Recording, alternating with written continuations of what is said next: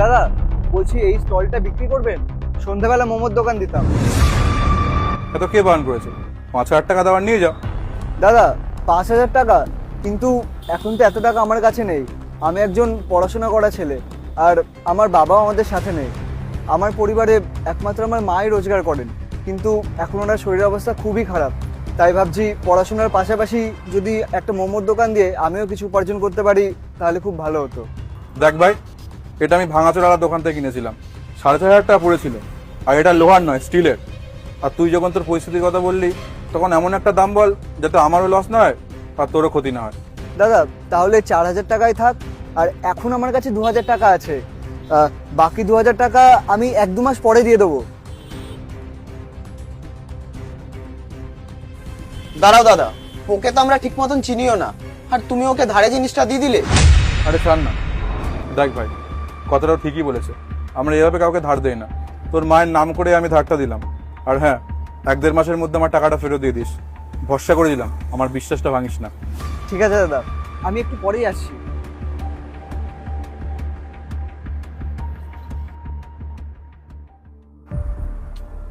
দাদা, এই নিন আপনার 2,000 টাকা। আপনি মনে হয় আমাকে চিনতে পারছেন না, একটু মনে করুন।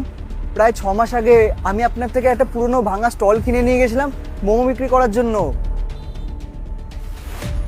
হ্যাঁ, মনে পড়েছে। কিন্তু তোমার তো 1-2 মাস পরে আসার কথা ছিল, এখন তো 5-6 মাস হয়ে গেছিল। যাকে বাদ দাও। তুমি যে মায়ের শরীর খারাপের কথা বলেছিলে, মা কেমন আছে এখন? দাদা, মা তো আর এই পৃথিবীতে নেই, তাই জন্য টাকাগুলো ফেরত দিতে একটু দেরি হয়ে গেল। আর আসবো নাই বা কেন, নিজের মায়ের নামেই তো এই টাকাগুলো ধার নিয়েছিলাম। আর সত্যি কথা বলতে দাদা, আমি যদি আপনাকে এই টাকাগুলো ফেরত না দিতাম তাহলে আপনি দ্বিতীয়বার অন্য কাউকে সাহায্য করার আগে 100 বার ভাবতেন। ছাড়ুন দাদা, আমি না হয় আপনার সাথে পরে একবার এসে শান্তিতে দেখা করে যাব। এখন একটু কাজ আছে। জানো তো অংশ, কিছু মানুষের ওপরে এত বেশি সমস্যা চলে আসে যে তারা বয়সের থেকেও অনেক বড় হয়ে যায়। আর ওই ছেলেটা যে এলো, ওর সঙ্গেও সেম হয়েছে। ওই ছেলেটার উপরে এত দায়িত্ব চলে এসছে যে তার বয়সের থেকে অনেক বড় হয়ে গেছে। ঠিকই বলেছো দাদা, ও অনেক শক্ত মনের মানুষ হয়ে গেছে। ও যদি পরিশ্রম করে না, ও অনেক দূর এগোবে।